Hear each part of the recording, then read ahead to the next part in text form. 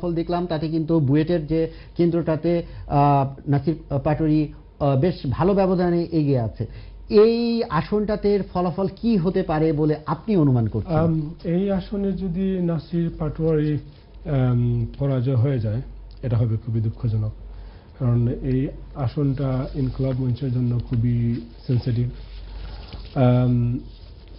এই আমাদের হাদি ভাই ওই আসনে প্রতিদ্বন্দ্বিতা করায় ওইখান থেকে কিন্তু ওনার প্রতিপক্ষ যে অনেক ধরনের অনেক অপ্রীতিকর মন্তব্য এসেছে, যা আমরা সহজভাবে নিতে পারি না।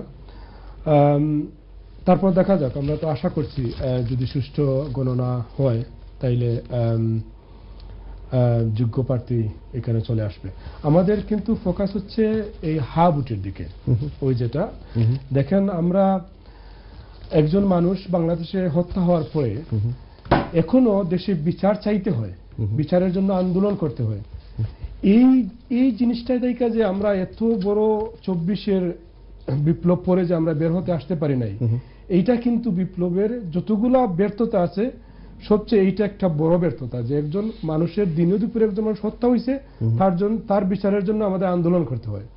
এবং তাদের যে লেসপেন্সার, পতিত সরকারের যে লেসপেন্সার বাংলাদেশে রেখে গেছে, ওদের যে আস্ফালন, ওদের যে হাদিকে নিয়ে যে কুরুচিপূর্ণ বক্তব্য, এইগুলা কিন্তু আরেকটা স্বৈরাচার উৎপাদন করার ফিল্ড তৈরি করে। ওইদিকে আমাদের সচেতনতা, ওইটা থেকে আমাদেরকে বের হয়ে আসতে হবে। এবং ওরা ভুলে যাচ্ছে যে একটা ছেলে, দেখেন গত আন্দোলন যখন আমার কিছু ভাই ওখানে গিয়েছিল, শুধু বসেছিল, এই যে জাতিসংঘের যে চিঠিটা ওরা বলছিল ওই চিঠিটা ইস্যু হয়ে গেলে আমরা ওইখান থেকে চলে আসবো। ওইখানে যে একটা ছেলের উপরে হামলা হয়েছে, সে কিন্তু বলছে, গুলিবিদ্ধ ছেলেটা কিন্তু বলছে যে বুকের ভিতর হাদির জ্বর, বুক পিতেছি গুলিখর।